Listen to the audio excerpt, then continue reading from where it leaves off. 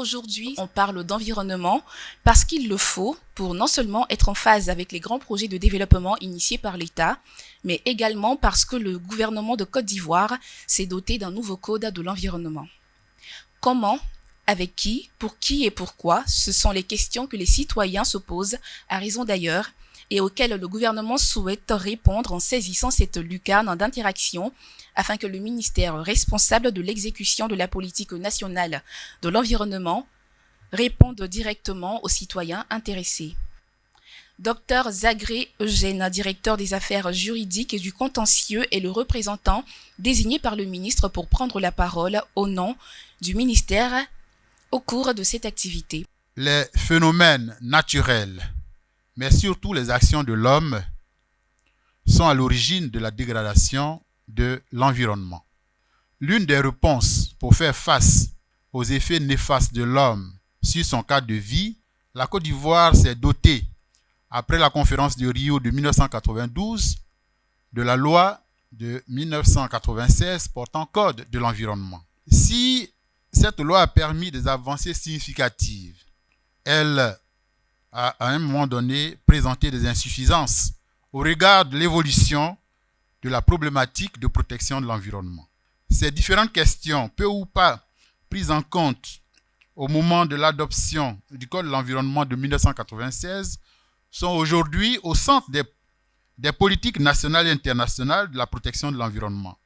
Ces politiques nationales et internationales de la protection de l'environnement sont consacrées par la Constitution du 8 novembre 2016 et par les accords internationaux auxquels la Côte d'Ivoire est partie.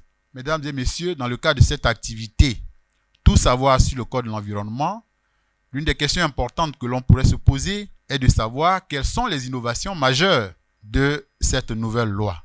Pour y répondre, nous présenterons deux aspects. Il y a les innovations au niveau des règles et les innovations au niveau des institutions. Le premier point, au niveau des innovations s'agissant des règles. Le présent Code de l'environnement de 2003 introduit dans le dispositif juridique ivoirien de nouveaux principes, droits, enjeux et outils de protection de l'environnement. Au nombre des nouveaux principes figurent entre autres le principe de non-régression, le principe de la responsabilité élargie du producteur, le principe de la responsabilité internationale de l'État pour préjudice écologique. Ensuite, nous avons, au niveau des droits fondamentaux en matière environnementale, le droit à l'éducation environnementale, avec pour objet le développement de la conscience écologique des populations ivoiriennes.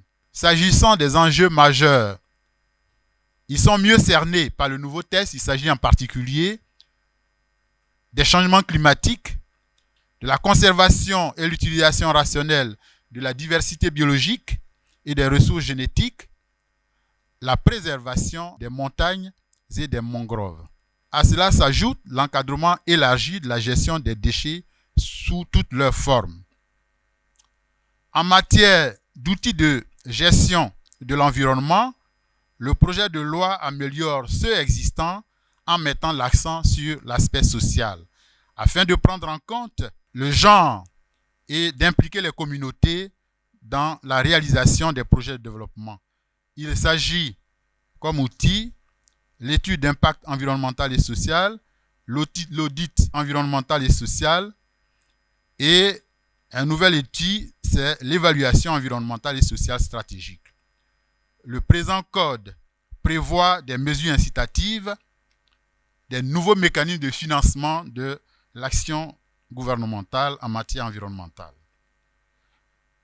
Enfin, au niveau des règles, ce texte prévoit un renforcement du dispositif répressif aux infractions environnementales avec des peines privatives de liberté et des amendes plus sévères dans le but de dissuasion. Les amendes vont jusqu'à 1000 milliards d'amendes en cas de pollution. Outre les règles nouvelles que ce dispositif intègre, nous avons des innovations au plan institutionnel. Sur le plan institutionnel, dans un souci d'efficacité, il est prévu, entre autres, la création d'une police de l'environnement chargée de faire respecter les dispositions juridiques relatives à la protection et à la gestion de l'environnement. Il y a également un renforcement au plan institutionnel des prérogatives du CIAPOL, entendez le Centre ivoirien anti-pollution. Il y a également un renforcement du statut de l'AN2, c'est-à-dire l'Agence nationale de l'environnement. Mesdames et messieurs, le présent Code de l'environnement comprend, au plan de la forme, 260 articles subdivisés en 7 titres qui se présentent comme suit. Le titre 1 a trait aux dispositions générales. Le titre 2 est consacré aux droits fondamentaux, aux obligations et aux institutions. Le titre 3 porte sur les normes environnementales, la fiscalité environnementale, les mécanismes de financement et les évaluations environnementales et sociales. Le titre 4 concerne les dispositions sectorielles. Le titre 5 traite du droit d'accès à la justice, à la réparation, des sanctions administratives et pénales. Le titre 6 est relatif à la disposition transitoire. Et enfin, le titre 7 indique les dispositions finales. Mesdames et messieurs, telle est l'économie de la présente loi portant Code de l'environnement. Tout à l'heure, monsieur disait qu'ils sont à la phase de sensibilisation sur le nouveau code. Alors, je voulais demander, est-ce que vous pouvez revenir, vous pouvez informer le public sur la date à laquelle ces nouvelles lois ont été instituées, et puis c'est maintenant que vous êtes en train de faire la sensibilisation. La nouvelle loi date du 23 novembre 2023. Donc, c'est la loi numéro 2023-900 du 23 novembre 2023 portant Code de l'environnement. Donc, c'est un texte assez récent et c'est pour cela que nous sommes en train de faire la sensibilisation. Quel a été le niveau le plus élevé de pollution qui pourrait faire fermer une industrie? Je n'ai pas la réponse, mais nous avons des structures qui peuvent avoir la réponse. Le CIAPOL peut, lorsqu'il y a des pollutions, qui peut vérifier tous ces éléments.